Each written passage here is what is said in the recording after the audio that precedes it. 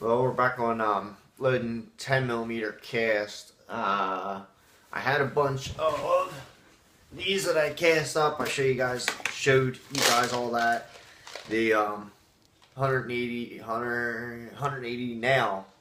grain Lee 401 175.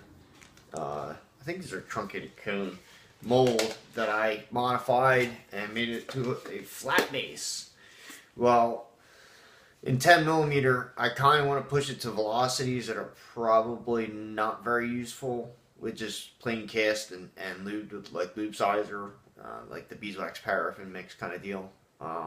So I decided to try powder coat on this. I'm also trying it in 40 Smith & Wesson, but I'm kind of focusing everything right now on 10 because I just want to work stuff up for it and get it to work. Now, I said last time, or in one of the previous videos rather, that I was trying to get a pistol, and I finally got it. So here I have a Kimber Eclipse in 10mm. It's a full-size 1911. I was actually going in the store for a Glock 20, and they didn't have a Glock 20, and I ended up with this, which is nice.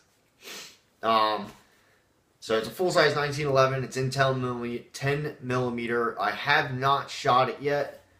Right now I'm kind of just working up loads, or trying to work up loads for it. I still have to measure everything out and make sure everything's correct with like overall length, or maximum overall length at least, and figure out what loads I want to run.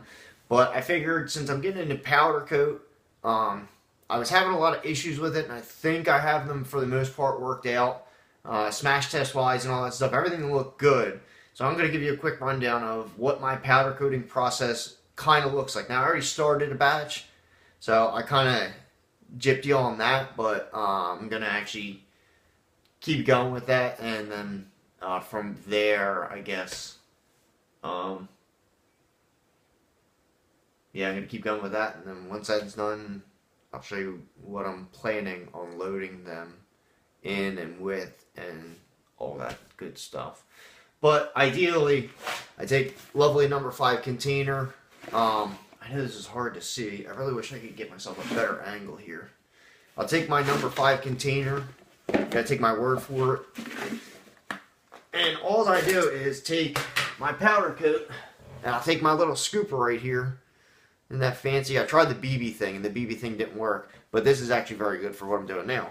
And I'll dump a bunch of powder. Actually, that needs a lot more powder in it now.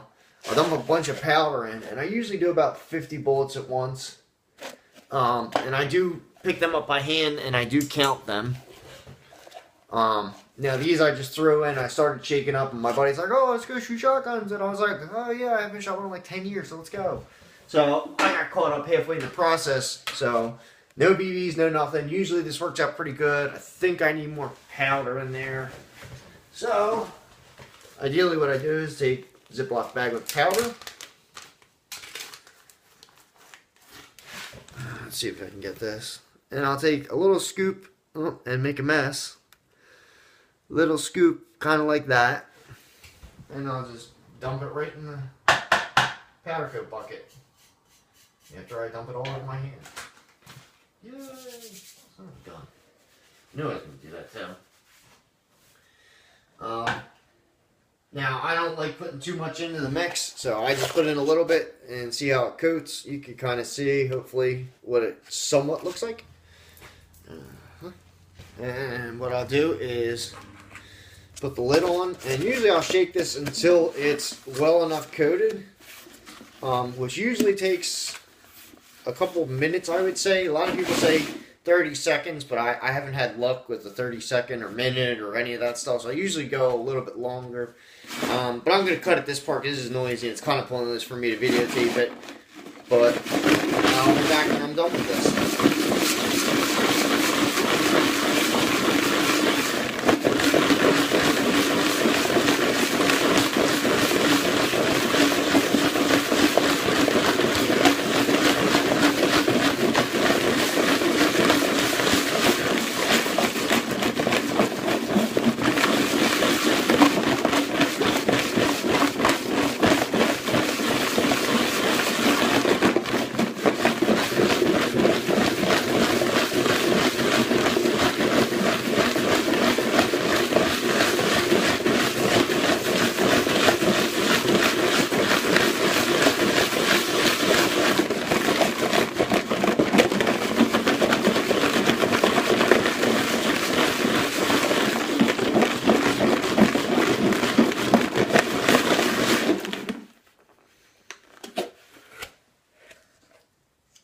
Well, it took a lot less time than expected, actually.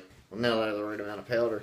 So I'll shake it up like that and do what I got to do, and I'll kind of get it coated like this. Now with the black, I've had issues where I have to do 2 coats of black, so I wonder if I can actually get this going on here. Let's see if I can not drop my camera, or phone rather. So, there is my lovely little toaster oven. So what I'll do is, I'll actually pull this tray out a little bit, and I just have non-stick parchment paper on there. I need to get some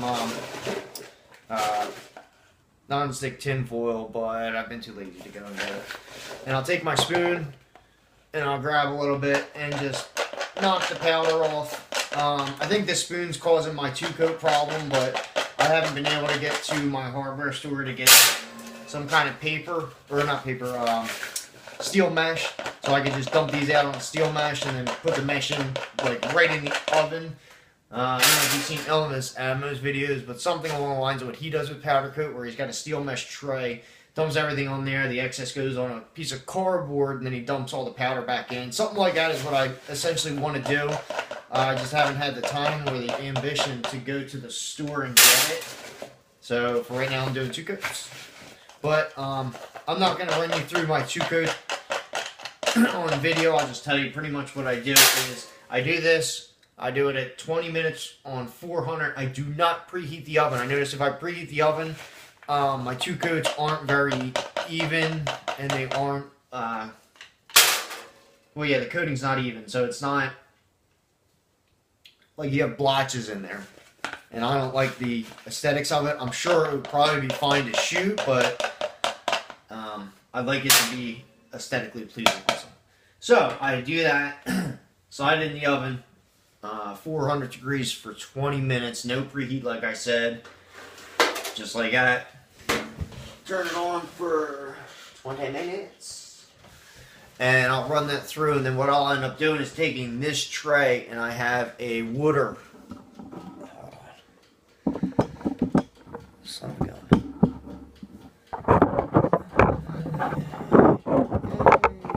Come on, you. Maybe. A little crooked. Come on, this thing sucks. I have a little bowl, pretty much like this, but without my wife's stuff in it. I'll fill it up with water and I'll dump the bullets in it. Really just dump them in, dump the water out, dry them off with a towel that's not, oh no, it's in here. Dry it off with a towel. Throw them right back in the powder coat bucket, shake them up, get another coat on them real quick. Not anything crazy, maybe like a minute or a minute and a half. I'll have to see what the time is on the camera now, because that was the perfect way to time it. I never timed it before. And I'll do it right back in the oven, whether it's hot or not, 400 degrees for 20 minutes. Second coat, I will pull it out, and what I've been doing is going through my lead push-through sizer. That size is at like 401. I think it's like 401.5. My lubricizer and my push-through sizer are 2 different sizes. I think the lubricizer is smaller. I think that's 40, maybe that's 4015, and the push-through die is 4017. So if I have to go smaller, I'll put it in the lubricizer and size it down again. But for right now, I kind of like to go 4017 and see where that gets me. Like I said, I do the 2 coats because it's aesthetically pleasing. When I size with 1 coat, it looks fine. As far as the driving bands, they clean up and everything looks good that way. I just want them to look decent, and with how hard I'm pushing, or wanting to push them rather, I'd rather do 2 coats and make sure that I don't have, or for the reassurance rather, that I should not have issues with pushing them past, like, I kind of want to get them like jacketed speeds, so like 12 to 14-ish.